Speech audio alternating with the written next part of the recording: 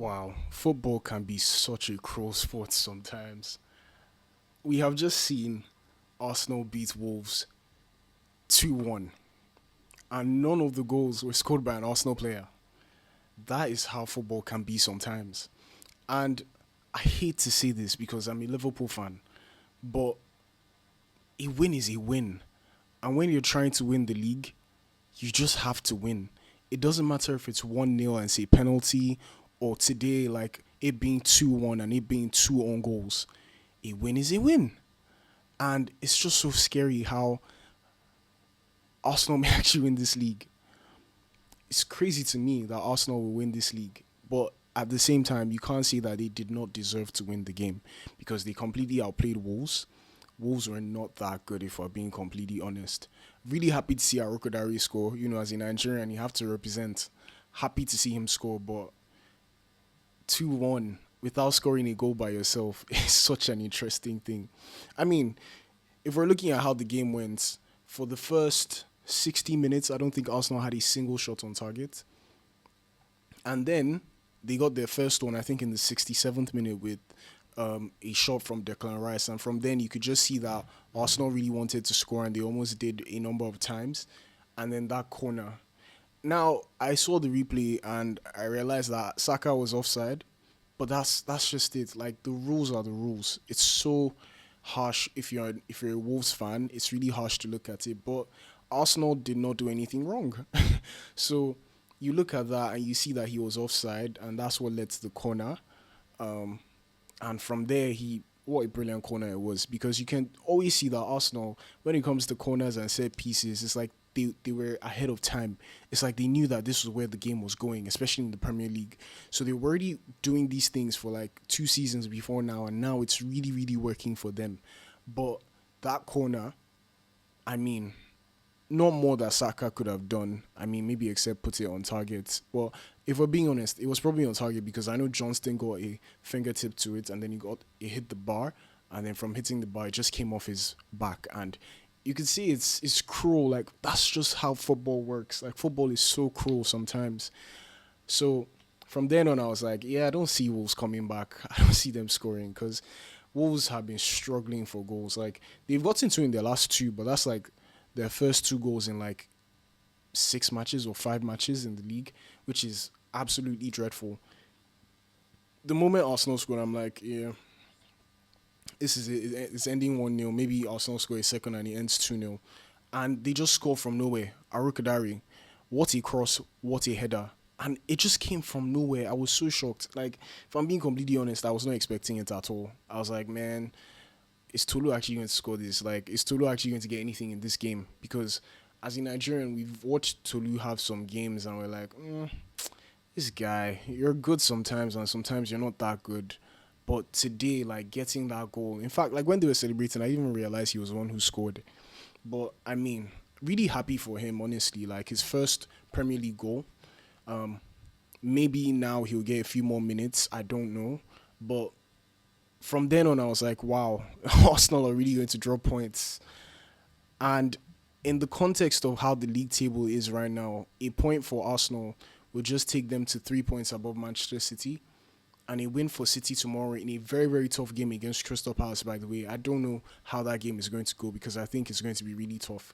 But a win for City will take them above Arsenal on goal difference. But now Arsenal have done their job. They've won their game. So regardless of whatever the score is going to be, they've done their own part. So now the pressure is not on Arsenal again, it's now on City. So City have to win their game tomorrow, and it's a tough opponent in a tough stadium as well. They're going to Selhurst Park. So objectively, if I'm an Arsenal fan, I'm over the moon. If I'm a Wolves fan, I'm just going to feel like this is probably their most painful loss of the entire season. Now, before this game, I did not expect anything. I didn't expect anything from Wolves, if I'm being completely honest. And I think Wolves fans would have taken a draw. They would have been like, wow, coming to the Emirates, the league leaders, we're bottom of the table. We've gotten 2 points from 15 games. Now 16 games, 2 points. Any point for them would have been a fantastic point for them. So I don't think they were coming here expecting to win or draw. But the fact that they were able to to give Arsenal some real problems when it came to scoring, I think you have to commend them for that. But The question now is, do they carry this momentum into the next game? I'm not entirely sure because I don't think Wolves have played really well this season at all under both managers, Pereira and Edwards. Was his name Pereira? Yeah, I think so. But they haven't played very well under either of these coaches, if I'm being honest. But maybe there's some signs of life now under Rob Edwards. The game against United, they got back into it just like this one, but they were just not good enough. And United, I will talk about United later on, but I think United have actually not been that bad this season, and they were able to rump to a 4-1 win. But in conclusion, if that's the right word, I think for Arsenal, like you take this and you take your win. It doesn't matter how it comes. There was when City were trying to win the league in 2018. I think they were winning some games 1-0, and it's like, bro, these guys are so lucky. There's no luck. Well, there is luck in football, but like that's just how to do it. In the next game, they could just get one goal and win the game. The next game, it could be a penalty. The next game, they could rump to a 5-0 win. The next game, they could draw.